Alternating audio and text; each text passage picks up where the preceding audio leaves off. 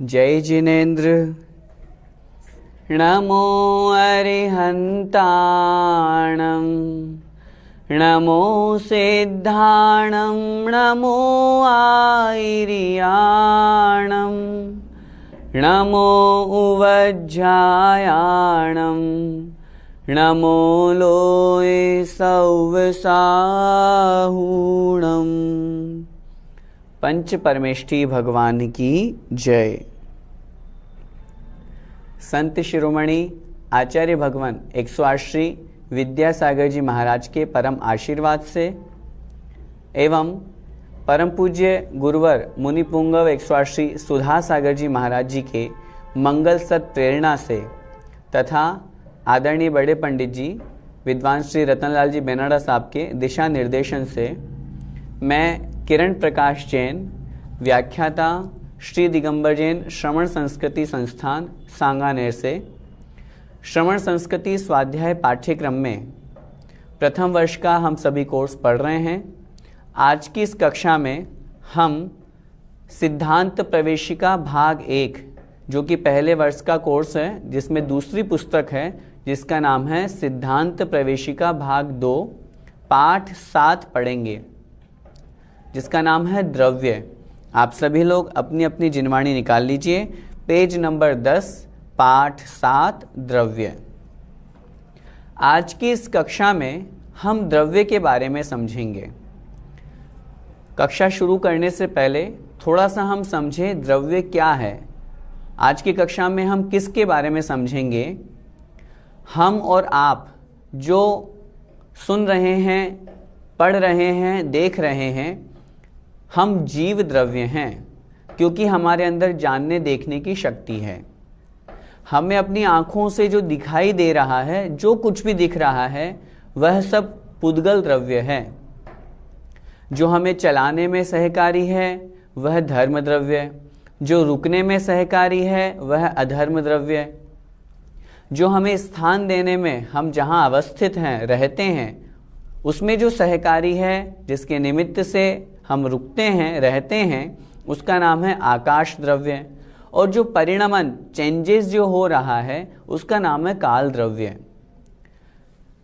जैन सिद्धांत में द्रव्य एक महत्वपूर्ण स्थान रखता है और उसी द्रव्य के बारे में हमारा जीवन कैसे चलता है, किसके निमित्त से चलता है, कौन हमारे जीवन को चलाने में सहकारी है, इसके बारे में हम इस पाठ में समझेंगे। विषय नया है, इसलिए आप लोगों से मेरा निवेदन है, बड़े ध्यान पूर्वक इस कक्षा को हमें समझना है।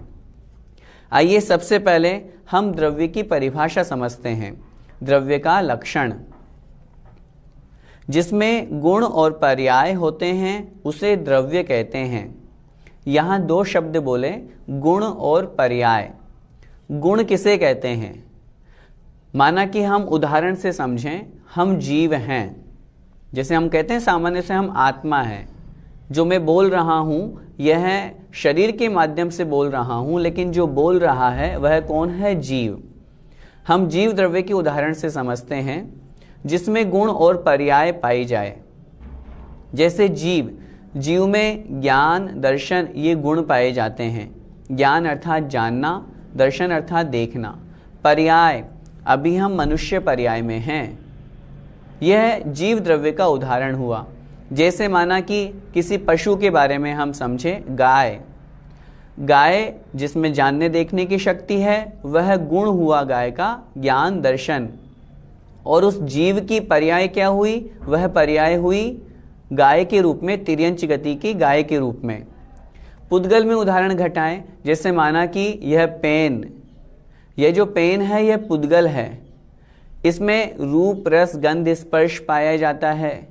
अभी वह पुद्गल द्रव्य पेन रूप पर्याय में है, यह पुस्तक रूप पर्याय में है।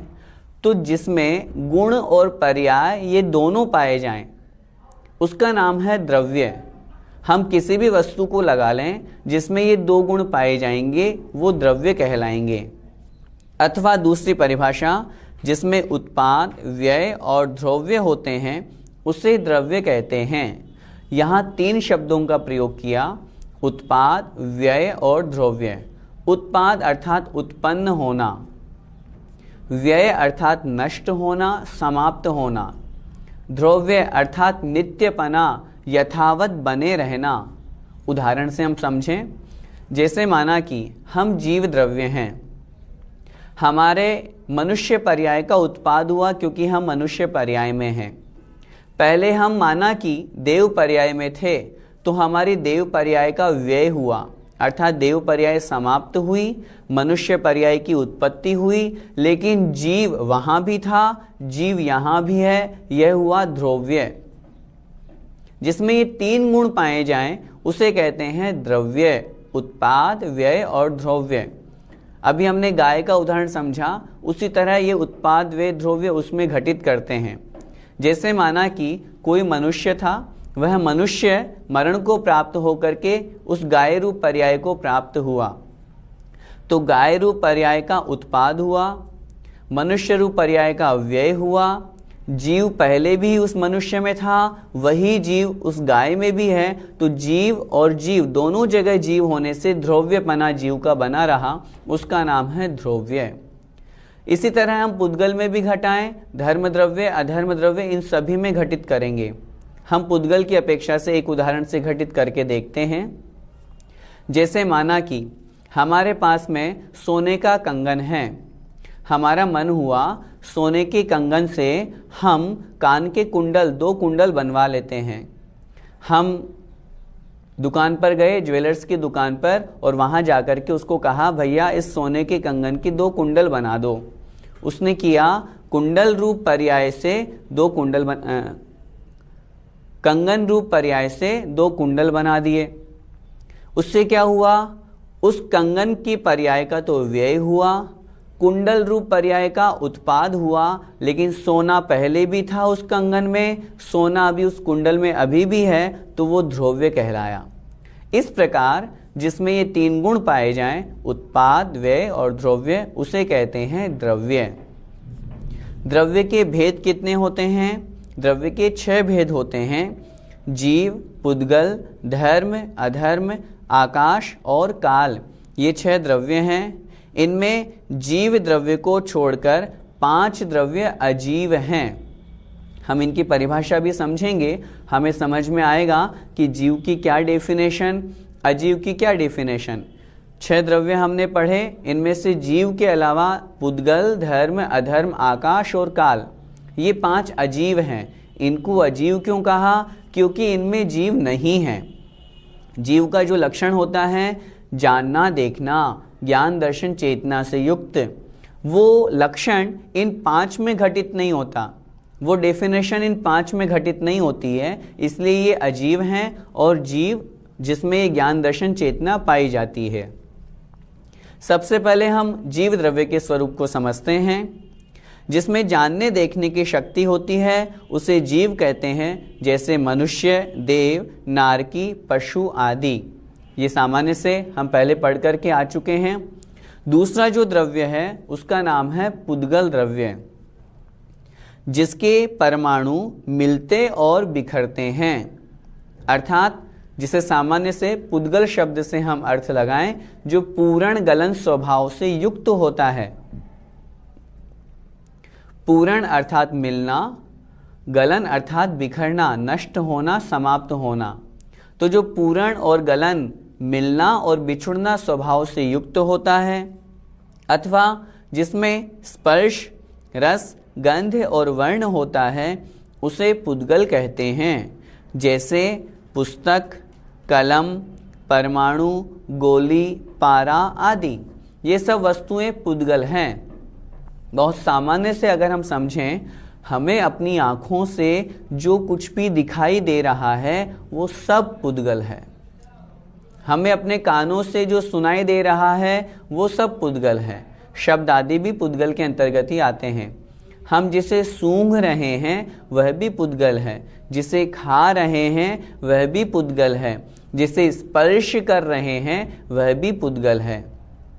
जिसमें ये 4 गुण स्पर्श, रस, गंध, वर्ण पाए जाएं उसे पुद्गल कहते हैं।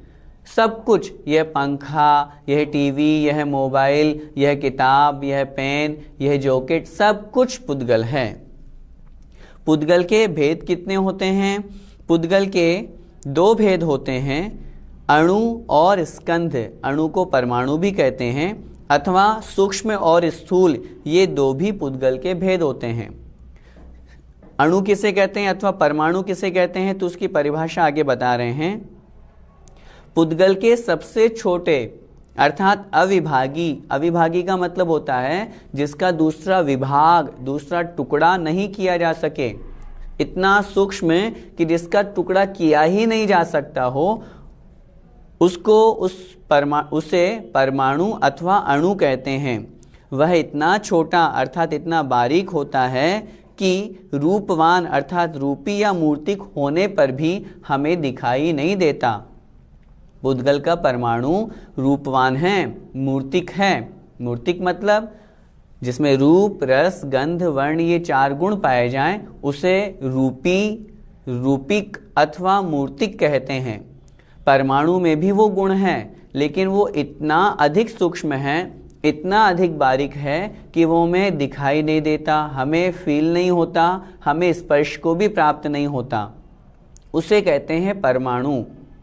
सामान्य से यदि हम समझें तो जो मैदा होती है, उस मैदा का एक कण भी परमाणु के अपेक्षा से उस एक कण के भी अभी असंख्यात टुकड़े किए जा सकते हैं, लेकिन चूंकि हमारे ज्ञान का विषय नहीं है, हम वहां तक नहीं पहुंच पा रहे हैं, इसलिए वह जो है वो स्कंध कहलाता है।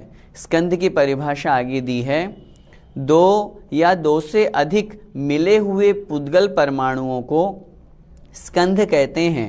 जैसे गोलियां, चूर्ण, चटनी आदि, ये सब स्कंध की कोटि में आते हैं। हम जो अपने प्रयोग में वस्तुएं ग्रहण करते हैं, आटा, मैदा आदि, सामान्य सभी वस्तुएं पुद्गल की, ये सब अनंत परमाणुओं से मिलकर के बने हुए पुद्गल द्रव्य हैं, जिन्हें हम स्कंद कहते हैं। परमाणु तक तो हम पहुंच ही नहीं पाते हैं। एक बात और समझना है, विज्ञान के द्वारा जो परमाणु बम बनाया गया या कहा जाता है, जिसकी चर्चा की जाती है, उसकी यहाँ पर चर्चा नहीं है। यहाँ तो उस पुद्गल का सबसे छोटा भाग, जिसका दूसरा टुकड़ा नहीं किया जा सकता, उसे अणु या परमाणु कहते हैं। एक उदाहरण से हम और समझें, सूर्य की प्रकाश की जो किरणें होती हैं, किरणें निकलने पर कभी कभी हम देखते हैं खिड़की में से वो किरण आई और उस प्रकाश में जहाँ उजाला है वहाँ पर धूल मिट्टी के कण उड़ते हुए दिखाई देते हैं। छाया में वो कण नहीं दिखते। गौर कीजिएगा, कभी छाया में भी वो कण होते हैं, लेकिन प्रकाश की किरण जिधर जाती है वहीं पर वे कण हमें दिखाई देते हैं। वास्तव में वो जो एक कण है, वह एक कण भी असंख्यात अणुओं से मिलकर के बना हुआ स्कंध है। उसके भी अभी असंख्यात टुकड़े हो सकते हैं, लेकिन चूंकि वो इतना अधिक सूक्ष्म है कि उस अणु तक हमारा पहुंच पाना संभव नहीं है। पुद्गल की पर्यायों के बारे में यहाँ पे बता रहे हैं। शब्द, बंध, सूक्ष्मता, स्थूलता, आकार, हिस्सा, अंधकार, परछाई, प्रकाश, चांदनी और धूप, ये सब पुद्गल द्रव्य की पर्याय हैं। मैं जो बोल रहा हूँ ये शब्द भी पुद्गल द्रव्य की पर्याय हैं, आप तक जो पहुँच रहे हैं। क्यों? यदि अमूर्तिक होते, यदि रूप रस गंध से रहित होते तो हमें दिखाई ही नहीं देते, हमें सुनाई ही नहीं देते। जिस तरह जीव आत्मा क्या कभी किसी को दिखाई देती है?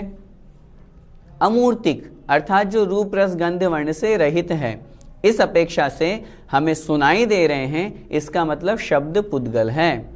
बंध आपस में मिलना, स्थूलता मोटापन, सूक्ष्मता अर्थात छोटापन, टुकड़े आदि, आकार जो हम शेप बनाते हैं वो पुद्गल का ही बनेगा। हिस्सा अर्थात टुकड़े होना, अंधकार अर्थात जो तम है, अंधकार है, परछाई हमारे शरीर की, पेड़ पौधों की या किसी की भी जो परछाई पड़ रही है वो पुद्गल की ही पड़ती है। प्रकाश, उजाला, चांदनी, धूप, ये सब पुद्गल द्रव्य की पर्याय कही गई है। इन सबको पुद्गल समझना चाहिए। तीसरे द्रव्य का नाम है धर्म द्रव्य। जो द्रव्य स्वयं चलते हुए जीव और पुद्गलों को चलाने या उड़ने में उदासीन रूप से मदद करता है उसे धर्म द्रव्य कहते हैं। जैसे जल मछली को चलने तथा हवा पतंग को उड़ने में सहायक होती है। यदि धर्म द्रव्य नहीं होता तो जीव और पुद्गल चल नहीं सकते। हम जो अब द्रव्य की बात कर रहे हैं उसका नाम है धर्म द्रव्य। इसकी क्या विशेषता है? ये हमें दिखाई नहीं देता। क्यों नहीं दिखाई देता? क्योंकि ये अमूर्तिक है।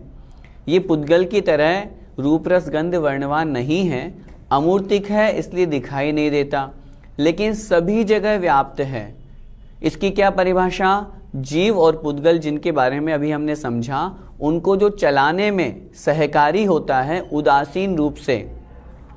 विशेषता सबसे बड़ी, चलते हुए जीव पुद्गलों को चलाने में सहकारी होता है। जो पहले से स्थिर है उसे कहेगा नहीं चलो, जो चल रहे हैं उसमें उदासीन रूप से, उदासीन का मतलब जो बस चलोगे तो भैया तुम्हारा सहयोग करेंगे, नहीं चलोगे तो अधर्म द्रव्य जो अगला द्रव्य है वो उसमें स्थिति में अर्थात ठहराने में सहायक होता है। तो धर्म द्रव्य जो चलते हुए जीव पुद्गलों को चलाने में सहकारी होता है। जैसे हम और आप गमन करते हैं, पुद्गल को एक स्थान से दूसरे स्थान पर लेके जाते हैं, या वो स्वयं भी चले जाते हैं हवा के वेग से या किसी निमित्त से। हम जो हाथ हिला रहे हैं ये सब धर्म द्रव्य का निमित्त है। अगला है अधर्म द्रव्य। जो द्रव्य स्वयं ठहरते हुए जीव और पुद्गलों को ठहरने में उदासीन रूप से सहायक होता है वह अधर्म द्रव्य कहलाता है। जैसे वृक्ष की छाया थके हुए मुसाफिर को ठहरने में सहायक होती है, उसी प्रकार अधर्म द्रव्य भी जीव और पुद्गलों को ठहरने में सहकारी होता है। यदि अधर्म द्रव्य नहीं होता तो जीव और पुद्गल ठहर नहीं पाते। धर्म द्रव्य में हमने जल जिस प्रकार मछली को चलाता है ये उदाहरण समझा। क्या मतलब? जल जहां तक है वहां तक मछली का गमन संभव है। जल के बिना मछली का गमन, मछली का रहना नहीं हो सकता। उसी प्रकार धर्म द्रव्य के बिना जीव और पुद्गलों का चलना नहीं हो सकता। जल मछली को चला नहीं रहा, मछली चल रही है, उसमें जल उदासीन रूप से सहकारी बन रहा है। सिद्ध भगवान हम पढ़ते हैं, सिद्ध भगवान जब कोई भी जीव अष्ट कर्मों को नष्ट करते हैं, सिद्ध अवस्था को प्राप्त करते हैं, तो लोक के अंत में जाकर के टिक जाते हैं। हमने पहले जब सिद्ध भगवान का स्वरूप समझा था उसमें हमने पढ़ा था जो लोक के अग्रभाग में स्थित हैं। उसके आगे क्यों सिद्ध भगवान नहीं जाते? क्योंकि यह धर्म द्रव्य लोक में ही रहता है, अलोक में नहीं। इसलिए सिद्ध भगवान उसके आगे गमन नहीं करते। उनमें तो अनंत शक्ति है, लेकिन निमित्त का अभाव होने से उपादान भी जागृत नहीं होता। अर्थात धर्म द्रव्य के निमित्त से सिद्ध भगवान भी आगे बढ़ नहीं पाते, क्योंकि आगे धर्म द्रव्य नहीं है। अधर्म द्रव्य में उदाहरण दिया, जैसे पथिक रास्ते में कोई चल रहा है, छाया उसको आकर्षित करती है और वो उस छाया को देख करके विश्राम करने की भाव से वहां रुक जाता है। तो जो ठहरे हुए जीव पुद्गलों को ठहराने में सहकारी होता है उसका नाम है अधर्म द्रव्य। यदि धर्म द्रव्य नहीं होगा तो हम हमेशा एक ही जगह स्थिर रहेंगे, फिर कोई मूवमेंट नहीं होगा। यदि अधर्म द्रव्य नहीं होगा तो हम हमेशा चलते ही रहेंगे, स्थिर रह ही नहीं पाएंगे। इस प्रकार इन दोनों द्रव्यों का हमारे ऊपर बड़ा उपकार है। ये उदासीन रूप से रह करके जीव और पुद्गलों को सहायता प्रदान करते हैं। अगला द्रव्य है आकाश। जो द्रव्य समस्त द्रव्यों को ठहरने के लिए स्थान देता है उसे आकाश द्रव्य कहते हैं। यदि आकाश द्रव्य नहीं होता तो किसी वस्तु को ठहरने के लिए जगह नहीं मिलती। लोकाकाश और अलोकाकाश ये आकाश द्रव्य के दो भेद हैं। हम यहाँ पर हैं, पूरे लोक में या सब जगह जो व्याप्त है उसका नाम है आकाश द्रव्य। हमें रहने के लिए स्थान मिल रहा है, हम हैं, आप हैं, जीव द्रव्य जितने भी हैं, पुद्गल जितने भी हैं, सबको जो रहने के लिए स्थान देता है उसका नाम है आकाश। हमें जो अपने चारों तरफ जो कुछ भी दिखाई दे रहा है वो सब आकाश द्रव्य हैं। अर्थात दिखाई देने से मेरा तात्पर्य है दिखाई तो पुद्गल द्रव्य ही दे रहा है, लेकिन ऐसा कोई स्थान नहीं जहां पर आकाश द्रव्य ना हो। मन में एक प्रश्न हो सकता है, हमें जो ऊपर आसमान में दिखाई देता है जिसे हम लोक व्यवहार में आकाश कहते हैं, फिर वो क्या है? उसे आकाश लोक व्यवहार में कहते हैं, लेकिन हम जैन सिद्धांत पढ़ रहे हैं, यहाँ आकाश द्रव्य वो आकाश नहीं है, वो तो एक धुआं मात्र है, बादलों का एक समूह है, उसे हम लोक व्यवहार में आकाश कह देते हैं।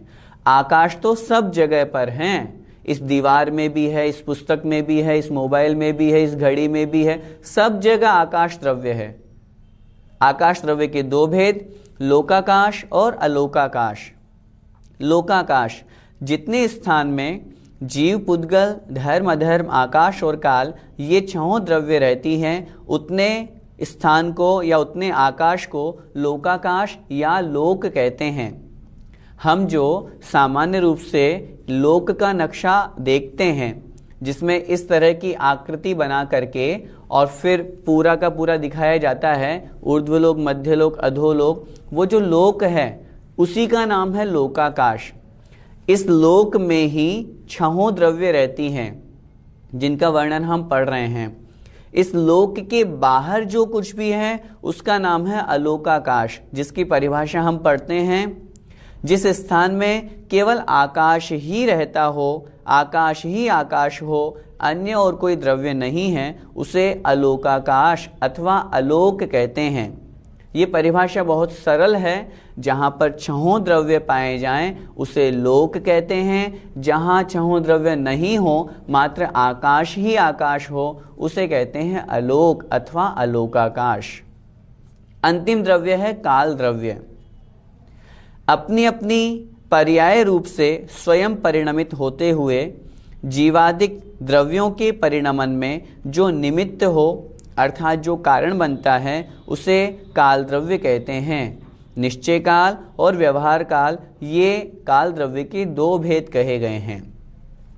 निश्चय काल की परिभाषा, जो स्वयं पलटता है तथा स्वयं पलटते हुए अन्य द्रव्यों के पलटने में अर्थात परिणमन करने में चेंजेस जो हो रही है वो काल द्रव्य के निमित्त से हो रही है। उसमें कुम्हार के चाक की कील के समान सहायक होता है, उसे निश्चय काल कहते हैं।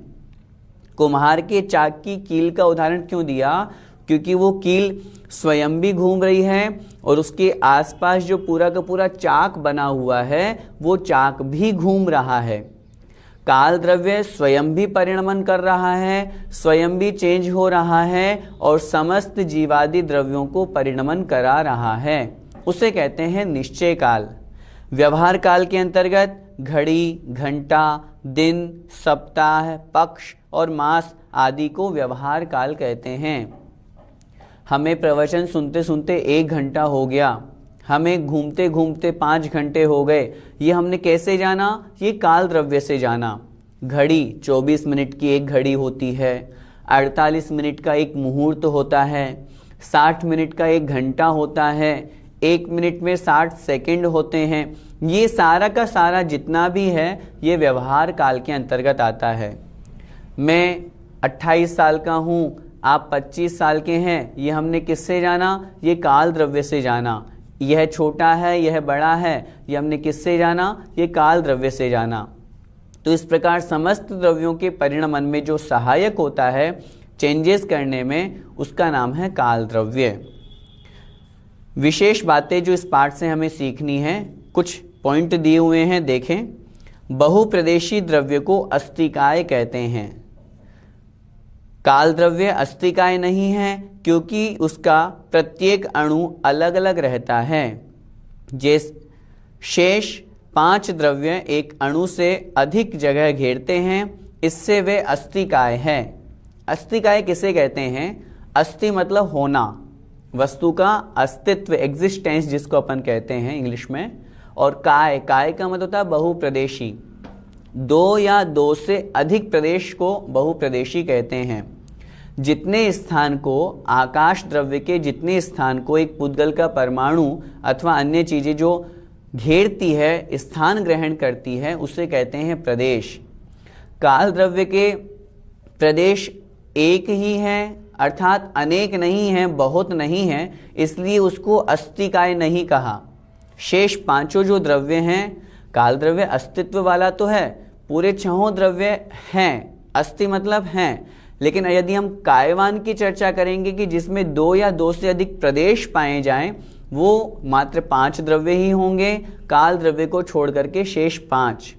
काल द्रव्य को क्यों नहीं लिया? क्योंकि काल द्रव्य पूरे तीनों लोकों में व्याप्त तो है, लेकिन स्वतंत्र है, अलग अलग रूप से है, वह एक प्रदेश पर ही निवास करता है। आचार्यों ने उदाहरण दिया रत्नों की राशि के समान।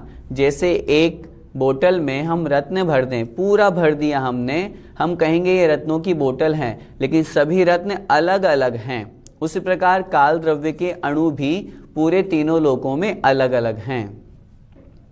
धर्म और अधर्म द्रव्य जीव तथा पुद्गल को प्रेरित कर नहीं चलाते या ठहराते, किंतु जब वे चलते या ठहरते हैं तब उनको मदद देते हैं। स्वयं उनको कहेंगे नहीं, प्रेरित नहीं करेंगे कि तुम चलो, बल्कि जो चल रहे हैं उसमें वो सहकारी बनेंगे। उसी तरह अधर्म द्रव्य किसी को रोकेगा नहीं, रुक जाओ, ऐसा नहीं। जो रुके हुए हैं उनको जो रुकने में निमित्त है उदासीन रूप से, वह अधर्म द्रव्य है। ये 6 द्रव्य समस्त लोक में व्याप्त हैं, फिर भी एक दूसरे के रहने में बाधक नहीं होते। पूरे हम जहाँ पर हैं, जैसे माना कि हम अभी जिस स्थान पर हैं, यहाँ पे मैं जो हूँ मैं जीव द्रव्य, ये जो बॉडी है यह पुद्गल द्रव्य, ठहरने में सहायक है अधर्म द्रव्य, चलने में सहायक है धर्म द्रव्य। आकाश है क्योंकि मैं यहाँ पर स्थान मुझे मिल रहा है, मुझ में परिणमन हो रहा है, काल द्रव्य। पूरे तीनों लोगों का ऐसा कोई पिन पॉइंट नहीं है जहाँ पर छहों द्रव्य ना हो। प्रत्येक स्थान पर पूरे तीनों लोकों में ये छहों द्रव्य पाए जाते हैं। पुद्गल द्रव्य को छोड़कर शेष द्रव्य दिखाई नहीं देते, क्योंकि वे रूप रहित अर्थात अरूपी या अमूर्तिक होते हैं। छहों द्रव्यों में मात्र एक पुद्गल द्रव्य है जो रूपी है, बाकी शेष पांचों द्रव्य अरूपी हैं, वे हमें दिखाई नहीं देते। आत्मा जीव द्रव्य किसी को दिखता है क्या? नहीं दिखता। धर्म अधर्म आकाश और काल ये भी हमें दिखाई नहीं देते। धर्म अधर्म और आकाश ये तीनों द्रव्य एक एक ही हैं, इनके हिस्से या भेद नहीं होते। धर्म द्रव्य एक है, अधर्म द्रव्य एक ही है, आकाश द्रव्य एक ही है। जीव अनंतानंत है, पुद्गल अनंतानंत है, काल द्रव्य असंख्यात हैं, क्योंकि लोक में कितने प्रदेश हैं? असंख्यात प्रदेश हैं, और प्रत्येक प्रदेश पर काल द्रव्य है, इस अपेक्षा से काल द्रव्य को असंख्यात कहा। धर्म और अधर्म से यहाँ पुण्य और पाप नहीं समझना, किंतु षड द्रव्यों के अंतर्गत द्रव्य समझना चाहिए।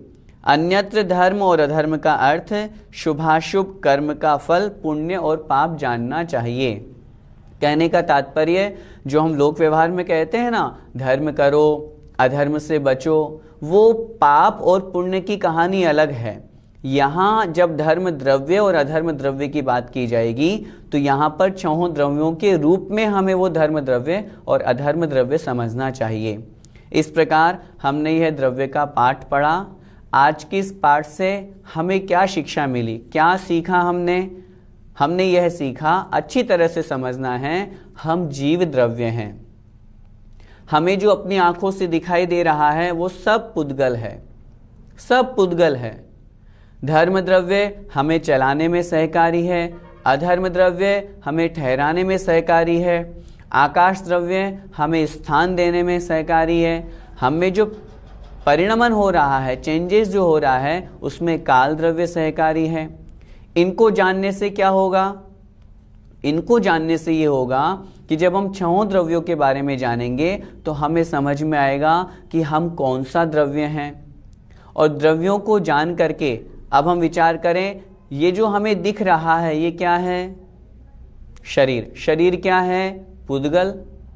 जो मैं बोल रहा हूं वो कौन है? उत्तर मिलेगा जीव द्रव्य। तो फिर जीव और पुद्गल ये जो अवस्था जिसे हम कहें, ये जीव और पुद्गल की मिलीजुली अवस्था है।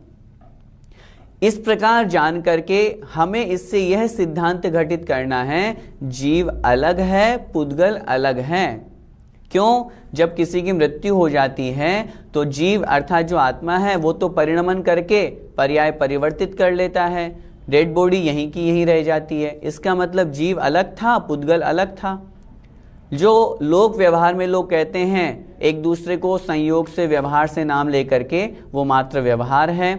जब हमने इस स्वरूप को समझा तो हमें अलग अलग भेदों का ज्ञान हुआ और अलग अलग भेदों से हमने जाना कि जीव स्वतंत्र है, पुद्गल अलग स्वतंत्र है, अलग स्वतंत्र द्रव्य हैं। इस प्रकार इसके स्वरूप को समझ करके हमें जो हमारे गुण हैं, हमारी पर्याय हैं, उसको अच्छी प्रकार से समझ करके हम मनुष्य पर्याय में हैं। जो नरक गति का जीव है वो नरक पर्याय में है, जो देव गति का जीव है वो देव पर्याय में है। इन सभी अशुद्ध पर्यायों से हम सभी को शुद्ध पर्याय को प्राप्त करना है, मुक्त होना है, जो सिद्ध अवस्था को प्राप्त हैं। जो हमारे जीव आत्मा में जो ज्ञान दर्शन गुण हैं, इन गुणों को वास्तविकता में प्राप्त करना है। अभी कर्म के संयोग से उनके ऊपर आवरण आ गया है। उस शाश्वत सिद्ध स्वरूप को प्राप्त करके हम शुद्ध जीव पर्याय को प्राप्त करें। इस प्रकार की शिक्षा हमें इस पाठ से लेनी चाहिए। जय जिनेंद्र।